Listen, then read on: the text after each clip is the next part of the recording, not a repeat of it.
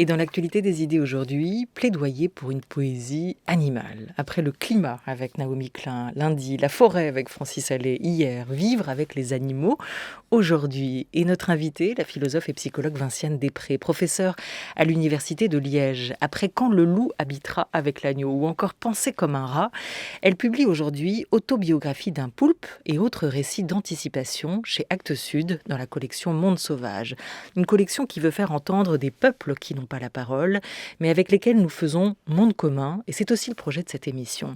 En parallèle, reparaît La danse du cratérope écaillé, naissance d'une théorie éthologique, c'est aux éditions Les Empêcheurs de penser en rond. Bonjour Vinciane Després. Bonjour. Merci à vous d'être avec nous aujourd'hui. À quel temps avez-vous choisi de faire le récit de cette extinction ? Parce que c'est aussi de ça qu'il s'agit dans ce livre. Vous parlez au présent, au passé ou au futur ? Alors, je parle au futur, mais je parle au passé du futur. Donc, on a presque affaire à du futur antérieur, puisqu'il y a des moments dans les récits où il y a des enquêtes sur la naissance du moment où les scientifiques ont pris au sérieux le fait que les animaux écrivaient. Et que ces traces écrites étaient extrêmement importantes et permettraient peut-être de faire comprendre ce qui était en train de leur arriver et les plaintes qu'ils avaient à formuler et les revendications qu'ils avaient exprimées. Et donc, on a un futur. De toute façon, on est dans le futur. On peut être, je dirais, entre 2072 et 3120, par exemple, mais comme ça, à la louche. Et puis, on est dans des archives et des archives du futur. C'est un futur hypothétique, c'est aussi un futur dystopique. Alors, je ne suis pas sûre qu'il est totalement dystopique. Il est comme le présent. C'est-à-dire qu'il est mêlé à la fois de drames, de choses terribles, de destructions abominables, d'injustices épouvantables. Mais il est mêlé aussi avec des gens qui ont décidé de recommencer, de reprendre le fil de la vie, de régénérer, de reprendre contact et langue avec les animaux.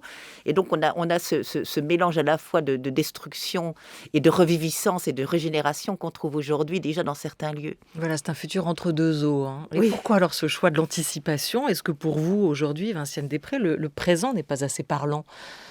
Alors, je pense que c'est un reproche qu'on pourrait me faire. C'est de dire, tiens, mais pourquoi est-ce que tu dois imaginer que des scientifiques en font un peu plus que ce qu'ils font déjà aujourd'hui ? Alors que c'est vrai que c'est formidable déjà ce que les scientifiques nous apprennent à propos des plantes, des animaux. Je veux dire, par exemple, l'idée que les animaux écrivent, j'ai pas besoin de me projeter dans le futur pour la trouver. J'ai Michel Serres qui l'avait proposé avec ce qu'on appelait l'argument de l'écriture généralisée, quand il disait toutes les choses écrivent, les unes sur les autres et les unes aux autres et les unes envers les autres. Des gens comme Félix Guattari et Gilles Deleuze avaient aussi proposé cette idée-là. Bref, William James qui parlait du récit des choses terrestres. Donc peut-être que c'est vrai que aller dans le futur, c'est peut-être injuste à l'égard des scientifiques et des philosophes du présent. Sauf que je reprends leur idée et je dis, mais si on la conduisait un tout petit peu plus loin en imaginant que des scientifiques, avec les méthodes scientifiques qui sont les leurs, avec les contraintes, avec leur imagination de scientifique, acceptent d'aller un tout petit peu plus loin que ce qu'ils vont aujourd'hui, d'être un peu plus audacieux dans le fait, par exemple, de se dire, si on traduisait, donc il faut aussi des équipements un peu plus sophistiqués, par exemple pour traduire des phéromones, pour détecter des significations. D'autant que vous êtes la femme qui travaillait en regardant les scientifiques travailler. On l'avait vu, vous nous l'aviez raconté, avec Habiter en oiseau, l'un de vos précédents ouvrages, Vinciane Després. Il y a de l'humour dans celui-ci, dans cette autobiographie d'un poulpe et autres récits d'anticipation. Il y a de l'humour, il y a de la poésie dans ces lignes, qui sont aussi une expérience de transmission du savoir. Comment nous le rendre accessible et surtout comment nous rendre sensibles au monde futur. Ces deux questions-là, elles vont de pair pour vous, Vinciane Després, aujourd'hui. Ah oui, ça totalement. Je pense que il y a nombre d'écrivains autour de nous. Je pense à Mélisse de Kerangal notamment, par exemple, parce que c'est elle qui m'a le plus éveillée à cette idée-là, que la littérature aussi rendait sensible en apprenant à bien décrire, à retrouver des mots, à retrouver le goût du détail, à retrouver Romain Bertrand qui a aussi écrit sur ces choses-là. C'est-à-dire que la description est un éveil à la fois à la curiosité, mais aussi, je dirais, à la capacité d'être à nouveau sollicité par les choses, c'est-à-dire d'être mieux sollicité par elles. Et ce que j'appelle être sollicité par les choses, c'est pas simplement être sensible ou les percevoir ou quoi, c'est de vivre dans un monde où les choses ont de l'activité, c'est-à-dire vous invitent, vous sollicitent, vous appellent, ont leur propre régime d'agir. Est-ce qu'il faudrait inventer demain de nouvelles disciplines pour pallier les limites de celles déjà existantes? C'est déjà ce qu'avait imaginé Ursula Le Guin, écrivaine américaine de science-fiction et de fantasy, dont vous reparlez dans cette autobiographie d'un poulpe. Dans un livre, Les graines d'acacia, elle a inventé ce terme de terreau-linguiste, qui sont les scientifiques qui œuvrent dans votre récit d'anticipation. Et voici ce qu'elle disait, Ursula Le Guin, il y a 4 ans, en tout cas 4 ans avant sa mort, en 2014, lors d'un colloque à Santa Cruz intitulé «L'Anthropocène, art de vivre sur une planète endommagée». Mary Jacobus, in a book called Romantic Things, wrote, Mary Jacobus, dans un livre intitulé Choses romantiques, a écrit Le discours régulé de la poésie est peut-être ce qui s'approche le plus de telle chose, de la voix pétrifiée de l'objet inanimé ou de la façon imperturbable dont s'élèvent les arbres. La poésie est le langage humain qui essaye de dire ce qu'est un arbre, un rocher ou une rivière, c'est-à-dire de parler humainement pour lui, dans les 2 sens du mot « pour ». Un poème peut le faire en racontant la puissance de la relation individuelle d'une personne à une chose, à un rocher ou une rivière, à un arbre, ou simplement en décrivant les choses de la manière la plus authentique possible. On pourrait dire que la science décrit avec exactitude de l'extérieur et que la poésie décrit avec exactitude de l'intérieur. La science explique, la poésie implique. Les deux célèbrent ce qu'ils décrivent. Nous avons besoin du langage des deux, de la science et de la poésie, pour nous sauver de l'irresponsabilité ignorante. Là, j'ai l'impression de vous entendre parler, Vinciane Després. C'est un manifeste, vraiment, un manifeste poétique, ce que nous propose Ursula Le Guin dans cet extrait. Oui, tout à fait. Oui, tout à fait. C'est un manifeste. Et là où je serais un tout petit peu moins tranchée qu'elle, c'est que je trouve que les scientifiques, par moments, font vraiment parler la poésie du réel. Donc je vais dire, je ne ferai pas une séparation aussi nette entre un discours scientifique qui explique et un discours poétique qui implique, bien que la distinction me plaît infiniment.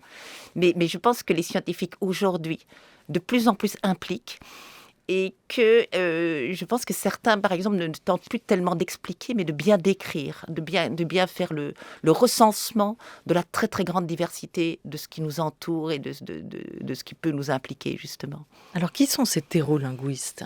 Alors, les terreau-linguistes, donc, qu'a imaginé Ursula Le Guin, elle les situe dans un futur qu'elle ne détermine pas. Et c'est donc une association scientifique qui prend très au sérieux le fait que les animaux écrivent. Et donc, c'est une vraie association scientifique avec un président, avec des membres, avec des recherches, avec des controverses, avec des succès, des réussites, des réunions régulières. Et puis, cette association de terreau-linguistes va revenir sur son succès fondateur, qui est le fait qu'ils aient découvert des traces d'exsudation, de phéromones, de fourmis sur des graines d'acacia précisément arrangées à la sortie du tunnel d'une fourmilière. Et ça va donner lieu à une très jolie, parce qu'il y a un côté très drôle chez Ursula Le Guin, elle a un humour formidable, elle va montrer qu'il y a une controverse sur comment bien traduire ces traces qu'on réussit à traduire. Est-ce que, par exemple, manger les œufs, ça quand même c'est un peu bizarre de la part d'une fourmi, est-ce qu'il s'agirait d'une fourmi rebelle? Mais quand les fourmis, par exemple, la fourmi écrit « là-haut la reine », est-ce qu'il ne faut pas comprendre le là-haut comme étant en fait un abat la reine, puisque le haut pour les fourmis, ça représente justement le danger, et que donc il faut surtout ne pas avoir une version anthropocentrique de cette poésie. Et donc visiblement, ces terreau-linguistes ont trouvé la première poésie pamphlétaire d'une fourmi rebelle. Et puis alors le président va d'ailleurs les admonester en disant « mais vous ne devez pas vous contenter, vous vous êtes jusqu'à présent contenté d'observer du visible, du mouvement. Et c'est bien entendu compréhensible que ce soit du mouvement qui attire votre attention, parce que c'est facile à observer, mais vous devez élargir votre champ d'investigation et partir sur les traces du non-visible, du non-kinétique. Et donc, on a toute une série de recherches sur la danse des Manchoda Adélie, la poésie passive de l'aubergine, bref, le lyrisme du lichen, bref, c'est extraordinaire. Et cette association de thérolinguistes, je me suis dit, c'est trop dommage de la laisser au chômage, il faut absolument qu'elle continue son travail. Et donc je me suis dit, je vais lui assigner quelques missions. Alors lesquelles? Parce que vous l'avez réactivée du coup, cette association. Alors je l'ai réactivée. Dans ce futur. Alors je l'ai réactivée, alors je lui ai donné une première mission, c'est de créer un schisme. Donc la première chose que cette association va faire, c'est de se bagarrer tous les uns avec les autres comme une bonne association scientifique. Parce que je reprends moi je prends très au sérieux ce que Le Guin disait. Le président avait dit, le président a dit, on l'écoute, quoi. Et donc je me suis dit, ouais, mais ils vont pas savoir l'écouter. Et donc on va faire un conflit entre ceux qui disent non, on continue à faire de la thérolinguistique, d'ailleurs, qui deviendra la thérolinguistique classique dorénavant, comme on a toujours fait. Et puis un groupe qui va dire non, il faut vraiment essayer d'étudier des choses non visibles. Par exemple, est-ce qu'on ne devrait pas étudier les vibrations, les ondes les ultrasons? Et donc, il y a une nouvelle association qui va, au départ de ce schisme, se créer et qui sera l'association des études paralinguistiques et cosmophoniques. Et puis, à un moment donné, je me suis dit, mais je ne peux pas complètement laisser tomber cette association. Et eux vont étudier les vibrations que les araignées, les ondes que les araignées produisent et qu'on va découvrir, en fait, un peu accidentellement par une espèce d'enquête qui va être menée par cette nouvelle association. C'est le fait que des arachnologues vont présenter de manière de plus en plus récurrente et très inquiétante ce qu'on va finalement considérer comme une nouvelle zoonose. On est en pleine période où on s'interroge sur la possibilité d'extension des zoonoses. Eh bien, je vous en donne une nouvelle, c'est que les arachnologues qui travaillent avec des diapasons pour communiquer avec des ondes avec les araignées vont se retrouver atteints d'acouphènes. Et donc, une enquête va déterminer que c'est vrai qu'il y a une épidémie, mais cette épidémie n'était pas neuve. Cette zoonose, en fait, avait déjà existé en 1890. On en trouve des traces chez un scientifique qui étudie les araignées, puis on en trouvera d'autres en 1930, etc. Et puis, donc, cette enquête va être menée pour arriver à déterminer, en fait, que les araignées envoient des messages aux arachnologues parce elles revendiquent qu'elles sont sursaturées par les ondes, par la poubelle d'ondes que nous sommes en train de créer dans l'atmosphère. Et puis cette association de thérolinguistique ne va pas en rester là, elle va pas être mise complètement au chômage. Ce serait dommage qu'après le schisme, elle n'existe plus. Et je vais donc l'associer pour une nouvelle recherche avec des théro-architectes. Ce sont des architectes qui vont commencer à imaginer que les animaux ont des architectures, ce que tous les scientifiques qui s'occupent d'architecture animale reconnaissent aujourd'hui sans peine, mais que ces architectures auraient des fonctions autres qu'utilitaires, qui auraient des fonctions de beauté, des fonctions symboliques, peut-être même des fonctions significatives. Bref, donc voilà, on a maintenant 3 associations. Alors le langage des vibrations, vous mettez cette histoire au futur, mais ça existe déjà, ces toiles d'araignées qui émettent des fréquences, nous disent les chercheurs, qui ont collaboré avec un artiste argentin et qui a tissé sa toile récemment au Palais de Tokyo, une expérience sensorielle dont nous parle Thomas Saraceno. À quel moment va répondre l'araignée? Nous essayons de repérer les vibrations et à travers ces vibrations, essayer d'établir une communication entre différentes espèces avec des rythmes divers. C'est toujours quelque chose que les musiciens aiment parce que c'est une sorte de défi qu'on leur pose. Donc les musiciens se trouvent dans une situation où ils sont totalement désorientés parce que elle bouge pas, et il continue à jouer, et puis arrive un moment où, et c'est au moment où il a posé la clarinette que l'araignée a commencé à réagir et qu'il s'est passé quelque chose. Et il a commencé à sentir ces vibrations. Donc on finit par oublier les instruments et la façon dont nous on les perçoit pour entrer dans un monde qui n'a rien à voir. Et comment peut-on composer à travers cela et comment on peut avoir ces perceptions qui n'ont rien à voir. Les araignées n'ont pas d'oreilles. Elles ne voient pas comme nous. Elles provoquent des vibrations beaucoup plus basses en tonalité et qui nous sont difficiles à percevoir. Donc nous avons un microphone très très sensible. Nous le mettons près de la toile d'araignée et nous pouvons ainsi capter ces sons. Et c'est comme ça que nous pouvons comprendre ce monde qui nous est complètement inconnu et obtenir ces fréquences et pouvoir les associer à différentes espèces. Voilà l'artiste argentin Thomas Saraceno au micro de Par les temps qui courent. C'est intéressant ce qu'il raconte. Il nous dit quand même que déjà à ce moment-là, il y a ce langage des vibrations qu'on peut interpréter. Cette expérience sensorielle-là, est-ce qu'elle vous donne d'ores et déjà raison, Vinciane Després? Rien à voir avec notre cacophonie vibratoire sans grammaire. Il y a quand même déjà une expression qui a lieu et des araignées qui ont quelque chose à nous dire.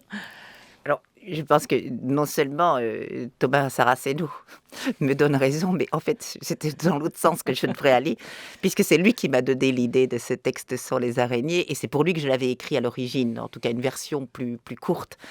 Pour lui, c'était devant le travail qu'il accomplissait avec ces araignées que j'ai pensé, mais en fait, il est déjà dans cette perspective. Il est un précurseur de la thérolinguistique. Je veux dire, l'organisation qu'il propose à ces araignées de faire des jam sessions avec des musiciens et d'essayer de voir, mais tiens, est-ce qu'on peut communiquer sur ce mode-là? Est-ce qu'on peut entrer en relation? Est-ce qu'on peut échanger des puissances expressives et musicales? C'est lui qui a fait ça de manière absolument magnifique. Mais il travaille avec des scientifiques. Alors, il travaille énormément avec des scientifiques. C'est du MIT ou oui, il réunit autour de lui de très grands spécialistes des araignées. Il réunit autour de lui aussi des musiciens. Il permet aux araignées de fabriquer des toiles. Parfois, il leur permet même d'inventer, puisqu'il a, dans l'exposition au Palais de Tokyo, il avait mis 2 araignées d'espèces différentes qui avaient créé la première toile hybride qu'on connaisse, en tout cas, qui nous soit accessible. Et donc, Thomas Saraceno, c'est déjà de la thérolinguistique ou de la théromusicologie, peut-être, puisque c'est surtout du côté musical que lui va essayer d'entrer en communication avec ces araignées, d'interférer dans leur monde et de les laisser interférer dans le nôtre. Et qu'est-ce qu'elles nous disent, ces araignées ? Alors, si vous parlez de ce que Thomas Saraceno, d'une certaine manière, elles répondent. C'est tout ce qu'on peut dire jusqu'à présent. Mais ça dépend. Je veux dire, si vous parlez de ce qui se passe avec les musiciens, voilà, elles répondent. Puis elles nous apprennent ce que ça veut dire vivre dans un monde d'araignées. Parce qu'elles nous apprennent ce que veut dire vivre dans un monde d'ondes, dans un monde où, quand Thomas dit, ce monde n'a rien à voir. C'est assez joli comme expression, puisqu'en fait, c'est un double sens. C'est un monde où il n'y a rien à voir et où il y a tant de choses à sentir. Et puis, c'est un monde qui n'a pas grand-chose à voir avec le nôtre. Tant qu'on n'a pas fait évidemment les jonctions, sauf qu'il y a plein de choses à voir, parce que les araignées, on les connaît, elles sont toutes chez nous. Puis si vous placez dans certaines cultures africaines, telles que l'anthropologue David Zeppelin, que Saraceno connaît très bien, eh bien, vous apprendrez que les araignées, c'est d'autres types de choses qui vont s'échanger, puisque les araignées vont aider les prédictions oraculaires. Donc, ça veut dire que si vous posez certaines questions sur ce qu'il faut faire à propos de certaines choses bien précises, c'est toujours des situations précises, les oracles, eh bien, vous allez déposer un pot, une poterie évidée sur un trou d'araignée qui vit dans le sol. Vous allez disposer des petits fétus, des brindilles, des feuilles bien arrangées. Et puis, vous allez reposer le pot sur cette surface. Vous allez créer des vibrations dans le pot, ce qui va susciter la sortie de son trou de l'araignée, et elle va déplacer les objets que vous aurez ainsi placés, et c'est leur déplacement qui va vous donner une réponse à cette question. Donc ça, c'est déjà un autre type de rapport et de communication qui est extrêmement intéressant. Et puis si je vais chez météorolinguistique, ce que les araignées visiblement ont à dire, d'après les arachnologues qui sont atteints de ce qu'on croyait être une zoonose, c'est qu'en fait les araignées leur parlent parce qu'elles sont persuadées que du fait qu'ils communiquent avec les toiles et avec les diapasons en faisant des échanges d'ondes, eh bien les araignées ont été convaincues à un moment donné que ces scientifiques parlaient la même langue qu'elles et se sont adressés à eux et à elles pour dire, écoutez, nous vivons dans une surcharge d'ondes, ce n'est plus possible de continuer ainsi. Le pacte du silence que nous avions conclu, et ce que j'appelle le pacte du silence des araignées, c'est le fait qu'elles ont décidé de ne pas utiliser notre univers sonore. Et je repense à ce pacte du silence parce que je me souviens des recherches de Bernie Krause. Et je me dis que ça vaudrait peut-être la peine un jour, si les thérolinguistiques devraient être remis au travail, je pense qu'ils devraient, au moins étudier ce que j'appellerais, à partir de ce moment-là, la règle de Krause. Donc en référence à Bernie Krause. C'est quoi la règle que serait cette règle de Krause? Je pense que Bernie Krause a étudié et remarque que quand on est dans un paysage, qu'on appellerait un paysage sonore, dans un milieu sonore, les animaux, les diverses espèces vont utiliser des fréquences différentes. Les grenouilles vont utiliser une fréquence, les insectes vont utiliser une certaine fréquence, certains oiseaux, etc. Et qu'on remarque que donc chacun utilise la bande de fréquence dans laquelle son mode d'expression le porte, mais qu'en plus, chaque animal va faire attention à ne pas trop d'une certaine manière, couper la parole aux autres, ne pas en tout cas parler, parasiter le moment de parole des autres. C'est ce que Bernie Krause appelle le respect du temps de parole. Et je me dis, la règle de Krause dirait donc que les animaux ont une forme de respect du temps de parole des autres et ne surchargent pas, ne parasitent pas les moments de parole lorsqu'on a affaire à un milieu où les choses se passent relativement apaisées. Eh bien, dirons-nous que, d'une certaine manière, les araignées ont suivi, d'une certaine manière, la règle de Krauss en n'occupant pas les ondes acoustiques que nous pouvons percevoir, mais en occupant une toute petite frange d'ondes vibratoires. Et donc, en fait, d'une certaine manière, eh bien, elles doivent sentir, elles doivent pouvoir revendiquer qu'il y a quelque chose de profondément injuste. Elles ont fait un pacte du silence, elles n'occupent pas les ondes sonores, elles s'occupent simplement de leur petit domaine à elles d'ondes vibratoires. Et puis voilà qu'on va, nous, envoyer des ondes à tous azimuts, avec la 5G, avec nos instruments, avec quantité de choses, et qu'on est en train de transformer l'atmosphère en une espèce d'horrible cacophonie vibratoire ou d'onde, on pourrait dire une cacophonie ondulatoire, et que d'une certaine manière, les araignées doivent se dire, mais vraiment, ceux-là, ils se croient partout chez eux. Les barbares analphabètes, c'est nous. C'est ce nous. sont nous. Écrivez-vous aussi, Vinciane Després. C'est vrai que vous le dites. Araignées, oui. Les araignées ont fait le choix d'être sages, d'occuper les interstices de la vision et de l'audition, de peupler de leurs petites et de leurs propres histoires un monde où parler fait vibrer et où vibrer fait répondre. Vous dites aussi qu'elles nous apprennent ça. Elles nous apprennent peut-être aussi à penser, à renoncer aux privilèges permanent et omniprésent de l'audible et du visible dans nos sociétés. C'est intéressant comment cette association de terreau-linguistes que vous avez réactivée pour ce récit d'anticipation, Vinciane Després, interroge le langage animal, puisque ce sont eux qui pourront et sauront à l'avenir peut-être le traduire, ce langage. Parce que si nous, on ne le comprend pas toujours, il y aurait cette certitude que les animaux parlent, écrivent et communiquent. En tout cas, vous avez choisi d'entretenir ce vieux rêve, comme nous disait en 1989 l'écrivain Robert Merle, auteur de Un animal doué de raison, le rêve d'un langage des animaux. Eh bien, vous savez, c'est le vieux rêve de l'humanité, ça. Depuis les fables d'Ésope, les fables de La Fontaine, les contes de Perrault. On aime se figurer que les animaux un jour se mettent à parler. Mais je me souviens même que Victor Hugo, le cheval du petit roi de Galice, écoutant le roi faire sa prière et prendre de bonnes résolutions, il hoche la tête et lui dit « C'est bien, roi ». Bon, alors c'est le vieux rêve de l'humanité, les animaux qui parlent. Et alors bon, on a pensé à un moment donné qu'on pouvait apprendre l'anglais à des dauphins, et je me suis fait l'écho de ce rêve, mais ce n'était qu'un rêve. Semble-t-il maintenant, on essaye plutôt de comprendre leur langage sifflé. Ils ont un langage sifflé, on essaye de le comprendre, et on communique avec eux probablement, je dis probablement parce que c'est un secret militaire, en restituant ce langage. C'est un vieux rêve où vous avez la conviction, aujourd'hui il est acquis quand même que les animaux parlent, c'est juste qu'on ne les comprend pas.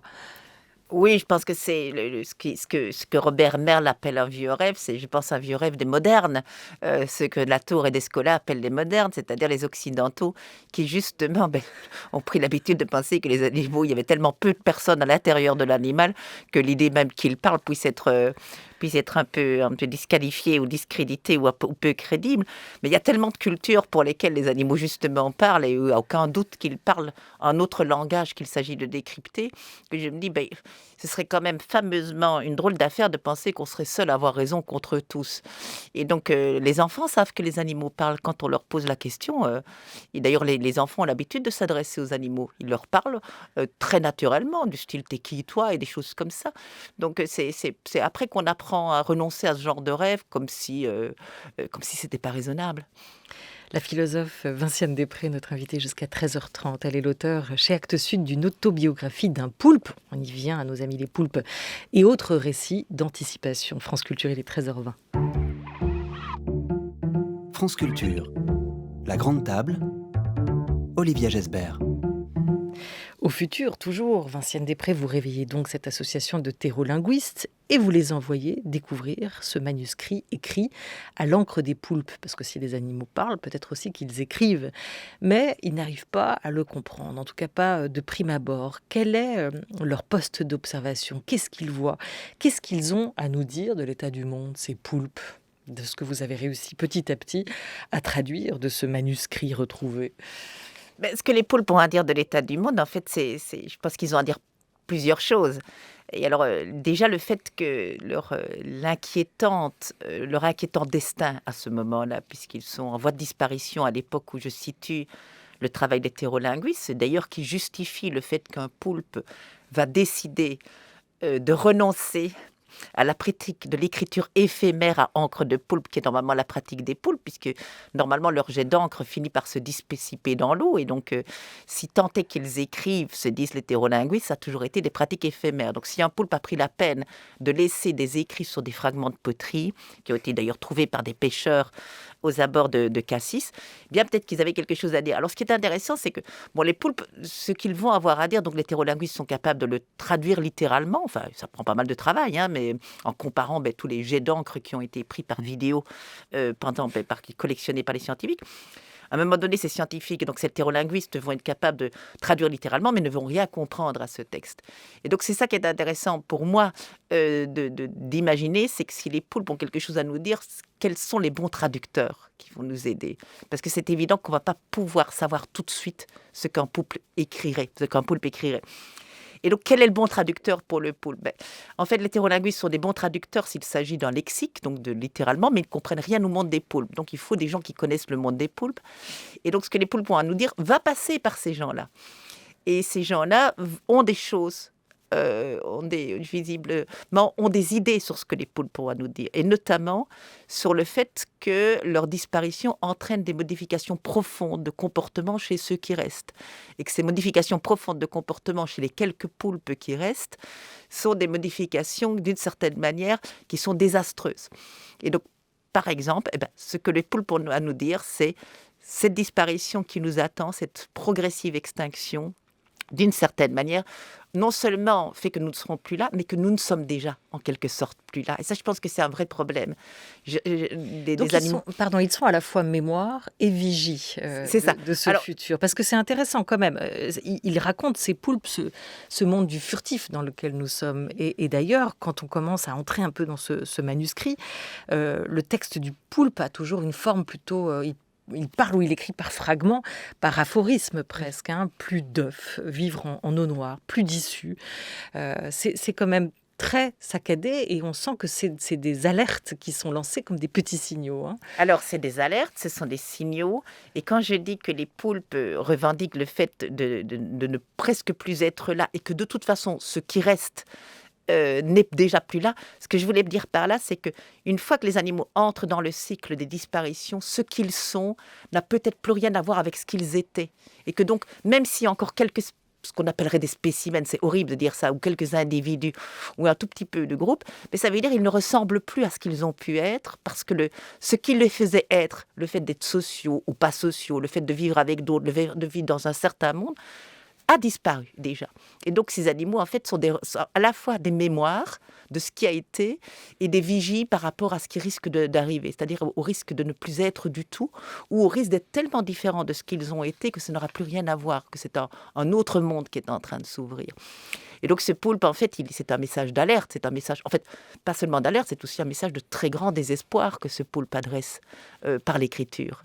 C'est le cas des poulpes, c'est le cas des araignées, c'est le cas aussi des wombats que vous avez étudiés dans ce texte et de leur pulsion créatrice. Ils nous alertent tous de la même chose. Alors les wombats, visiblement, ont une autre perspective. Visiblement, les wombats sont moins pessimistes, semblerait-il, que les poulpes, et moins pessimistes que les araignées. Alors, ça fait partie sans doute des caractéristiques de la littérature wombat, c'est que je considère qu'il y a une forme de littérature plutôt optimiste chez le wombat, et sans doute parce que c'est une littérature qui se fonde quand même sur du matériel très dérisoire, puisque c'est quand même, c'est avec leurs fesses, leurs excréments que les wombats écrivent, et avec ce don particulier architectural que tout le monde, et les scientifiques en premier lieu, reconnaissent aux wombats, c'est la capacité d'ériger des murs parce que leurs fesses sont cubiques. Et donc les wombats, non seulement ont une culture matérielle assez prononcée et stabilisée, il y a une vraie, je veux dire, c'est une bonne culture bien stabilisée qui date quand même de pas mal de temps. Et je dirais qu'il y a une forme d'optimisme chez les wombats parce que ils ont réussi, me semble-t-il, enfin d'après les hétérolinguistes, parce que moi je connais pas les wombats, ce sont les hétérolinguistes et les hétéroarchitectes qui se chargent de traduire tout ça. Eh bien, d'après eux, les wombats, en tout cas, adresseraient plutôt aux autres animaux, parce qu'ils s'adressent aux autres animaux avec leurs murs, des messages qui seraient plutôt de type d'hospitalité, d'une part.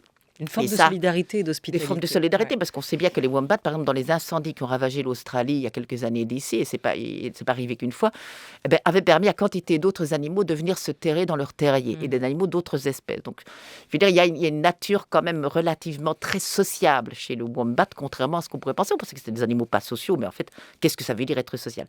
Et puis, d'après les terreau-architectes, mais ça, ce sont leurs spéculations, moi, je ne peux pas m'avancer plus que ça, les wombats, en fait, auraient une cosmologie, c'est-à-dire, il est probable, disent ces scientifiques, que ces murs ne s'adressent pas seulement aux congénères et aux autres espèces, mais qu'il s'agirait peut-être de cairns qui s'adressaient. Est-ce que ce sont à des ancêtres ou à des limités? On n'en sait rien et ils ne sont encore qu'au début de leur recherche, donc je ne peux pas en dire beaucoup plus. Vous citez Anna Tsing dans ce livre, dans ce récit d'anticipation, vous citez Dana Haraway, vous parlez aussi de Baptiste Morisot, qu'on connaît bien ici à France Culture. Il est l'auteur de Manière d'être vivant, et vous dites qu'avec lui, la thérolinguistique, Vinciane Després s'est découvert un précurseur, un philosophe du XXIe siècle passionné par l'art du pistage, c'est-à-dire par l'art ou la capacité à lire les traces délibérément laissées par les animaux. Ce qui répète souvent Baptiste Morisot, c'est qu'il y a une ligne de partage entre eux et nous, entre ces deux formes de vivants. Et la particularité, c'est que nous, les humains, nous ne sommes tenus d'aucun égard à l'attention du monde qui nous a façonnés. Il prône moins l'égalité qu'une forme d'altérité avec toutes ces autres formes de vivants. Il nous appelle à essayer d'entretenir justement certains égards à l'égard des animaux. Vinciane Després, pour conclure, on est à la veille d'un grand sommet mondial encore sur le climat. Il y a une loi climat qui est discutée. Qu'est-ce qu'on gagnerait à avoir un tout petit peu plus d'égard pour toutes ces autres formes du vivant que sont les animaux et pas simplement les végétaux dont on parlait hier? Ben, je pense, et là je vais suivre, d'une part, il y va de la survie collective. On est maintenant tout à fait, je veux dire, si on ne le savait pas encore, je pense que maintenant on commence enfin à en prendre pleinement conscience, que sans nombre d'animaux, la liste est extrêmement longue, personne ne survivra. Je veux dire, c'est quand même assez incroyable le fait qu'on a pu penser que nous étions seuls au monde et que notre survie ne dépendait que de notre bon vouloir ou de quelques conditions minimales. Bref, donc on le sait. La deuxième chose, c'est que la prise en compte d'autres formes de vivants, je pense. Et ça, c'est la question féministe est absolument fabuleuse et cruciale sur cette question-là, c'est qu'il n'y aura pas de justice sociale et environnementale s'il n'y a pas prise en compte de tous ceux qui composent ce monde. Merci beaucoup à vous, Vinciane Després, d'avoir été autour de cette grande table du mercredi. Demain, rendez-vous avec Pierre Charbonnier dans la grande table des idées. Un grand merci à toute l'équipe de la grande table, à Jean Bulot et Laura Dutèche-Pérez pour la grande table des idées, à Oriane Delacroix et Henri Leblanc pour la grande table culture. Merci à Jeanne Aléos qui a trouvé toutes ces pépites d'archives pour cette double émission aujourd'hui, à Marianne Chassor qui a coordonné ces deux parties. Merci enfin à Valentine Allouin et à Cathy Renaud pour leur aide précieuse dans la préparation de cette émission. À la réalisation, c'était Thomas Beau avec Jean-Frédéric. Belle journée sur France Culture.